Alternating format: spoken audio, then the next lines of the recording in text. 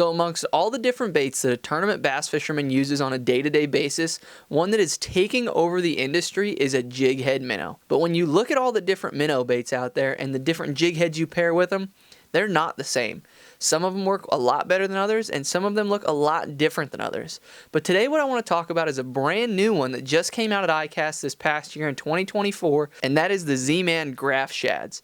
This is a different minnow bait than you have ever seen before, and in today's video I'm going to break down why it's completely different than all the other jig head minnows out there on the market today, and how it's going to save you more time out there on the water and help you catch more fish. So enough with that, let's dive into it. So one of the reasons that the GRAPH Shad really was appealing to me as an angler is every time I fished a traditional jig head, like your stereotypical ball head, I've always seemed to lose fish just because of how a ball head is designed, with the hook point being even with the eye of the hook. It doesn't leave a lot of room for you to actually set the hook on those fish, or for there to be a gap that hook can penetrate the fish's mouth.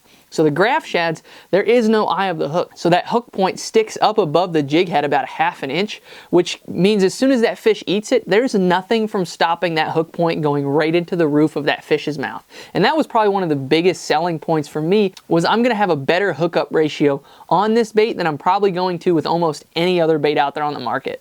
And so the Z-Man GRAPH SHADZ is a new one that came out at ICAST last year, and I've recently just got my hands on all of the new colors and all the different lineup, and so I really felt like I needed to give it a good breakdown. So when you're thinking about rigging a bait up for forward-facing sonar, there's a few common things that people have. They have the knot on top, where they're trying to adjust the knot to make that bait rock and roll, right? They're trying to figure out how to align the bait up on the hook, and then they're trying to be able to see your bait. And so what they did with the GRAPH Shads is pretty sweet. The first thing they did is they changed their color lineup. They took all the colors that were amazing across the industry and put them into this bait, made super natural colors and super standout colors to really get you more bites on it. And then a couple other things that they did is they changed the head design. So most people have the knot on top, right? That's where your line is tied on. That's how everything is positioned. That's traditionally how it was made. So a lot of times you break fish off at the knot just because you get catching fish and you forget to retie it.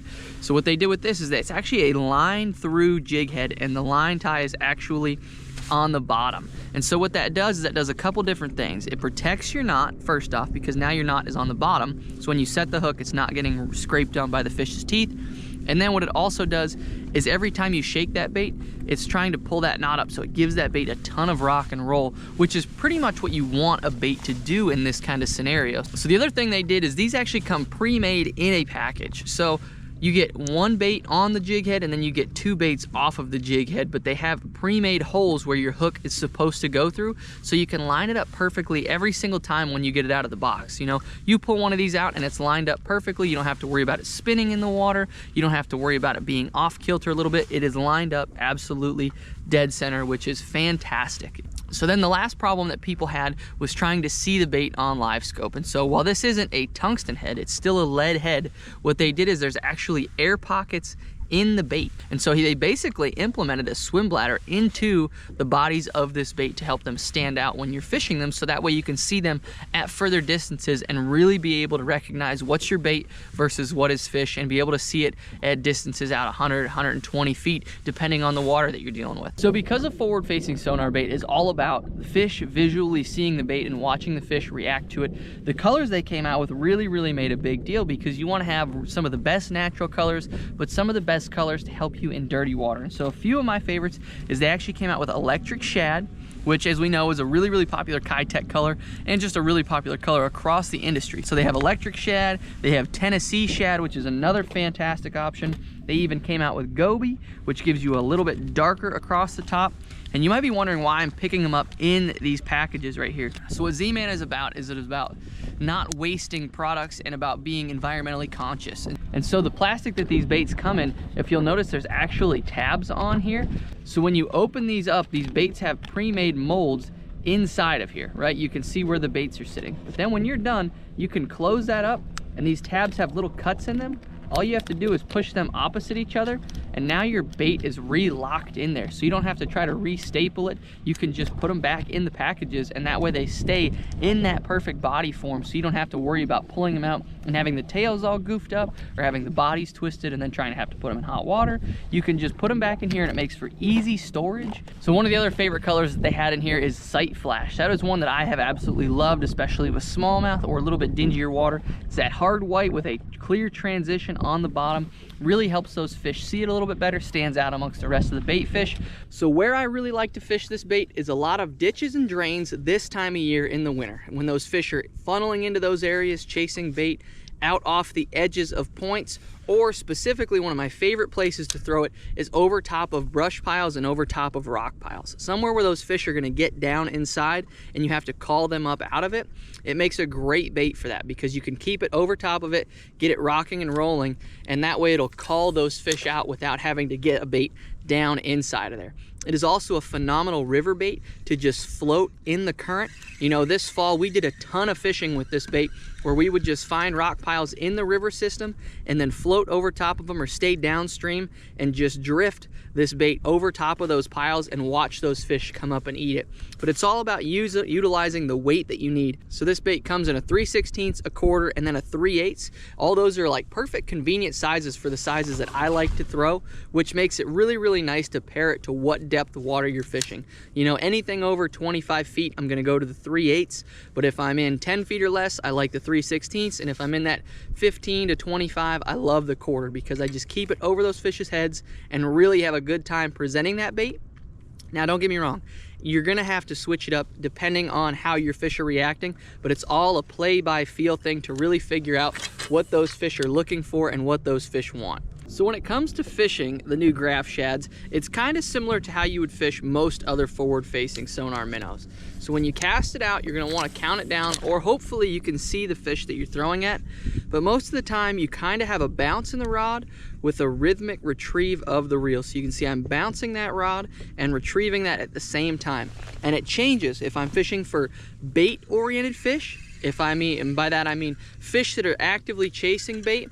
My retrieve is going to be a lot faster for the most part because a lot of times, especially with spotted bass, as soon as they see it, they're coming full bore and you have to speed it up and just try to keep it away from them and then they'll eat it. Versus if you're fishing for smallmouth, a lot of times, you'll see when they see the bait, you just kind of keep it away from them slower, and then largemouth, a lot of times it's a really slow just shaking it right over their head until they suck it in, because a lot of times largemouth are just slower in general. But it's all about keeping the bait away from the fish and keeping it above their heads, because their eyes are positioned on top of their head.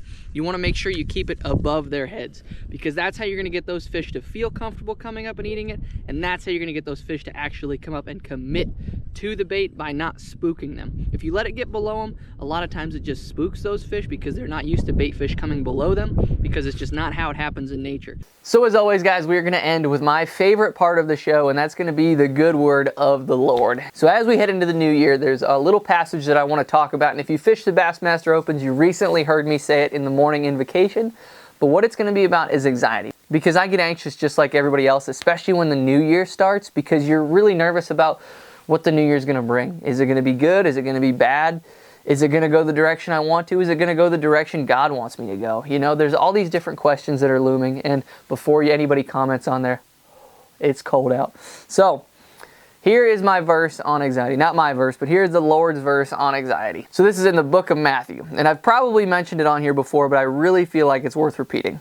And it says, "Therefore I tell you, do not be anxious about your life, what you will eat or what you will drink, nor about your body, what you will put on. Is not life more than food, and the body more than clothing? Look at the birds in the air. They neither sow nor reap nor gather into barns, and yet your heavenly Father feeds them. Are you not more valuable than they? And which of you, by being anxious, can add a single hour to his span of life?" And in different Bible verses, it also says, "And which of you can add a single unit of your height just by worrying about it?"